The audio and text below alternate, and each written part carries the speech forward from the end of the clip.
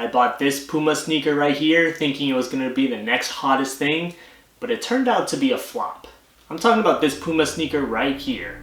If you know what this model is before even watching this video, be sure to leave a comment below and I'll be super impressed. If you don't know what this model is, I don't blame you at all for that either. Before I get into the story of this sneaker, be sure to give this video a like and subscribe to my channel if you're interested in more content on fashion and sneakers. So getting into this sneaker, this is called the Puma Tsugi Netfit. Quick story behind the sneaker was that it came out a few years ago, but I just remember when I first saw it surface online, it was campaigned by the Weeknd, the artist, and I just remember again when I saw it for the first time, I was super intrigued by it and I thought it was going to be the next hottest sneaker. I'm not sure if it's still the case, but a few years ago, the Weeknd was campaigning Puma really heavy.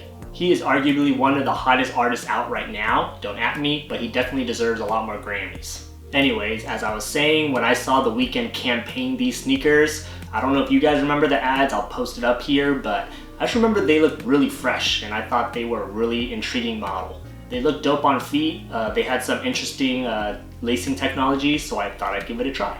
So I bought them and I pretty much wore them to the ground, and a couple years later they definitely have some stories to tell.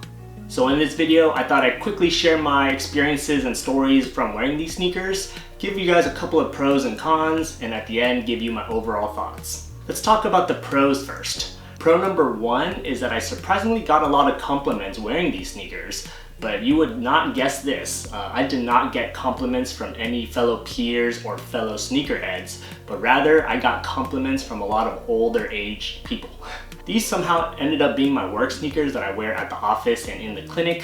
And again, the compliments that I received wearing these shoes were actually from my fellow coworkers, colleagues, or patients. And that's kind of the funny thing about all this is that, again, I thought I'd be wearing these thinking I was gonna be really fresh, but you attract a different kind of people, which is a pleasant surprise. So yeah.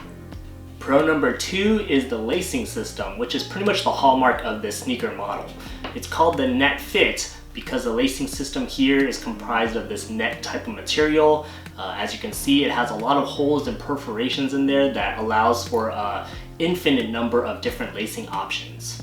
I think this technology was a great idea on paper for what it was. This lacing system is pretty cool because not only does it give you the option to customize the fit itself, but it also allows for an infinite number of different aesthetics and combinations that makes the sneaker itself look totally different depending on how you lace it up.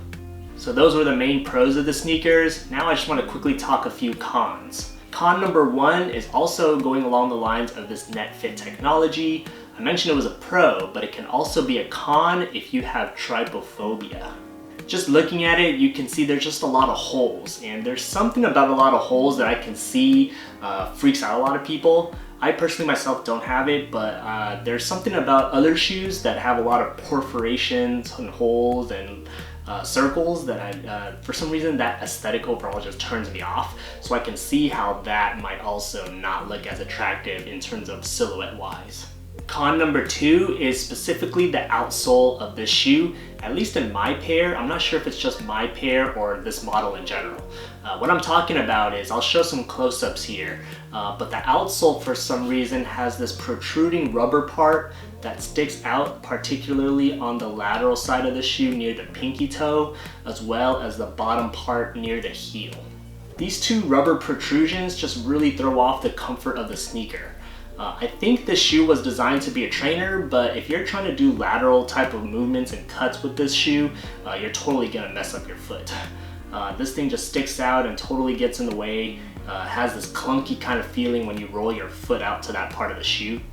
And especially for the heel part as well, like when you're driving and putting pressure on the heel part, you can totally feel that rubber part clunking and protruding on your heel part. So just not a comfortable look at all.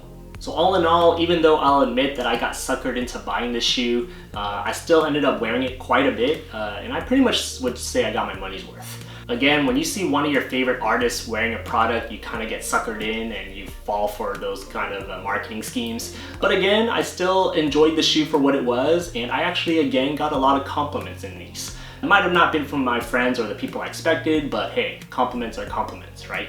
So I'd love to hear your guys' thoughts on this sneaker in general. What are your thoughts on the silhouette? Are there any other sneakers that you guys might have bought because of influences from any of your favorite like athletes or celebrities? Let me know in the comments below. If you enjoyed this video, please give it a thumbs up. It'll really help me out a lot. And while you're at it, be sure to check out my previous Puma videos here and here. Thanks for watching, and I'll see you next time. Peace.